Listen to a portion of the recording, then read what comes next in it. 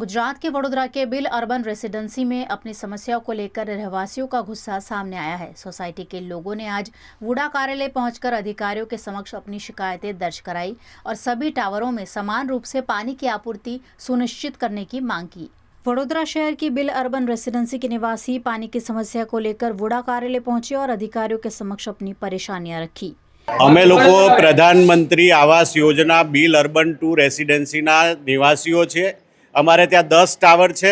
10 ટાવરમાં અમારી જે એસોસિએશન બન્યું છે 10 ટાવરમાંથી એક ટાવરવાળાએ ગેરરીતિ કરી અને પાણીની જે વ્યવસ્થા ગોઠવેલી છે એ પાણીની વ્યવસ્થામાં ચેડા કરી અને ડબલ પાણી પોતાને મળે પોતાના ટાવરને એ રીતની વ્યવસ્થા 5-6 લોકોએ કરેલી છે। ગઈકાલે રાત્રે અમે પોલીસ સ્ટેશનમાં આ બાબતે પહેલાં અમે એ જે 5-6 લોકો હતા એ પણ અમારા ભાઈઓ જ છે। અમે એમને સમજાવવા કોશિશ કરી પરંતુ એ સમજ્યા નહીં। એમણે કીધું તમારાથી થાય એ કરી લો। એસોસિએશનને એવું કીધું એટલે અમે પોલીસ સ્ટેશનમાં ગયા। પોલીસ સ્ટેશનના અધિકારીઓએ રાત્રે અમે એસોસિએશનના પદાધિકારીઓ હોવા છતાં પણ અમને હરદૂત કર્યા છે। અટલાદરા પોલીસ સ્ટેશનના અધિકારીઓ રાત્રિમાં જેટલા પણ હતા એ બધા જ અધિકારીઓએ અમને હરદૂત કર્યા, અમને ત્યાંથી કાઢી મૂક્યા અને અમને કીધું કે તમારે આ બાબતને તમારે વુડાને કહેવાની। રાત્રે વુડાને અમે ફરિયાદ કરી 10 વાગે, વુડાના કોઈ અધિકારીએ અહીંયાથી ફોન રિસીવ ના કર્યો। 12 વાગે એમણે કીધું કે આવતીકાલે એટલે કે આજે અમે ત્યાં જઈને સી ટાવરને સીલ મારી દઈશું, ખોટું કર્યું છે। તો આજે અમે સવારથી વુડા સાથે સંપર્કમાં છીએ। વુડા અમને બાય બાય ચારણી કરે છે। સવારથી લઈને આજે સાંજ થવા આવી કોઈ પણ પ્રકારના પગલાં નથી લીધા। અમે કહીએ છીએ કે એમણે ખોટું કર્યું છે, અધિકારીઓ સ્થળ પર જઈને ચેક કરે, પરંતુ અત્યારે આટલી રામાયણ કરવા પછી ત્યાં અધિકારી ગયા છે અને ત્યાં અધિકારી જે સી ટાવરના લોકોએ ખોટું કર્યું છે એમની સામે એમ કહે છે કે આ બરાબર છે।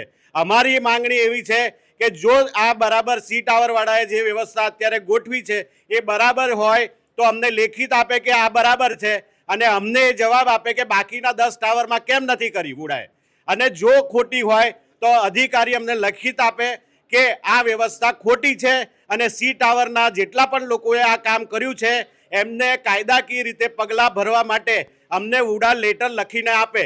જે 5-6 લોકોએ આ કામ કર્યું છે એ અમારા પાસે નામ છે, એમના નામજોગ ફરિયાદ કરવા માટે વુડાના અધિકારી અમને લેખિત આપે।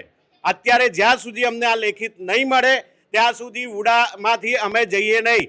જો અમને વુડામાંથી બહાર કાઢશે તો અમે બહાર એના કમ્પાઉન્ડમાં આખી રાત બેસીશું, પરંતુ જે ખોટું કરે છે, જે નિયમ વિરુદ્ધ કરે છે, પેટા નિયમો કે અમને જે વુડાએ પ્રધાનમંત્રી શ્રીએ જે મકાનો આપ્યા છે એમાં જો ચેડા કરે છે એ જરાય સાકી લેવાય નહીં। જો વુડાના अधिकारियों પોલીસ અધિકારીઓ આમાં સાઠગાંઠ હશે તો એમને પણ જવાબ આપવા પડશે। रहवासियों का आरोप है कि समिति में कुल 10 टावर हैं, लेकिन टावर सी के कुछ लोगों द्वारा अधिक पानी प्राप्त करने की व्यवस्था किए जाने के चलते बाकी 9 टावरों में रहने वाले लोगों को पर्याप्त पानी नहीं मिल पा रहा है। स्थानीय लोगों का कहना है कि वे लंबे समय से पानी की किल्लत झेल रहे हैं, जिसके चलते दैनिक जीवन प्रभावित हो रहा है। लोगों ने प्रशासन से जल्द समस्या का समाधान करने की मांग की है। બિલની 67 નંબરની સ્કીમ છે જેમાં પીએમએવાય આવાસ યોજનામાં અમે મકાન બનાવેલા છે। એમને 2024-25માં આપણે પજેશન પણ આપી દીધું છે અને જે તે સમયે કોમન યુટિલિટી જે પણ અંડરગ્રાઉન્ડ સમ્પ હોય, બોર હોય, કોમન પાર્કિંગ છે, એની સ્ટ્રીટ લાઇટ બિલ, જે કોમન યુટિલિટી એ પણ લેખિતમાં આપણે એમને ઓલરેડી એમની સત્તામાં આવે છે। આ સોસાયટી કોઓપરેટિવ હાઉસિંગ સોસાયટી તરીકે રજિસ્ટર થયેલી છે, રજિસ્ટર સોસાયટી છે। એની સંપૂર્ણ સત્તા જે તે પ્રમુખ, ઉપપ્રમુખ કે એમના મેમ્બર છે એમની જ છે। હવે અત્યારે એમને અંદર ટાવરમાં કોઈ ઝઘડા છે, એ પાણીના મુદ્દે કોઈ વધારે ઓછું પાણી લેવાના ઝઘડા છે। એ બપોરે 3 વાગ્યાથી વુડા કચેરી આવ્યા છે અને વુડા કચેરીને અલગ અલગ ફરમાઈશો કરીને એવું કહેવામાં આવે છે કે તમે અમારા તરફથી વુડા એક્શન લે।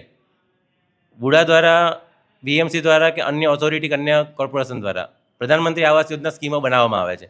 તેમાં જે પણ મેન્ટેનન્સની કામગીરી છે જેમાં ખાલી સ્ટ્રક્ચર વિશે વુડા જવાબદાર છે 7 વર્ષ સુધી। ઇવન એ સરકારના ગાઈડલાઈન મુજબ 7 વર્ષ સુધી વેચી પણ ના શકે। તો આ બધી વસ્તુમાં આંતરિક ઝઘડાનો કોઈ સમાવેશ થતો નથી। પાર્કિંગ છે કે કોમન યુટિલિટી છે એની સંપૂર્ણ જવાબદારી જે તે પ્રમુખની છે, તેમના સભ્યોની છે। હવે અત્યારે એમની રજૂઆત એટલી જ છે કે આંતરિક ઝઘડામાં અમે નથી કરવા, તમે ઝઘડવા માટે આવો। તો એવા દરેક ટાવર હોય, દરેક સ્કીમ હોય એમાં વુડાએ કશું કરવાનું રહેતું જ નથી। ઓલરેડી એમને 2025માં અમે કાગળ લખીને આપી દીધેલો છે જ્યારે હેન્ડઓવર કર્યું છે અને આ બાબતે એમને વધુ જાણકારી લેવી હોય તો જે રજિસ્ટ્રાર સોસાયટીની એસોસિએશન છે, જે કુબેર નર્મદા ભવન ખાતે હતી પહેલાં, અગાઉ અત્યારની ઓફિસ ક્યાં ખબર મને નથી ખબર, પણ ત્યાં જઈને એમનો જે સત્તા છે એનો શું કરી શકે છે એ જાણી શકે છે. એમાં વુડાએ ભૂતકાળમાં પણ કશું નહોતું કરવાનું, ભવિષ્યમાં પણ કશું નથી કરવાનું.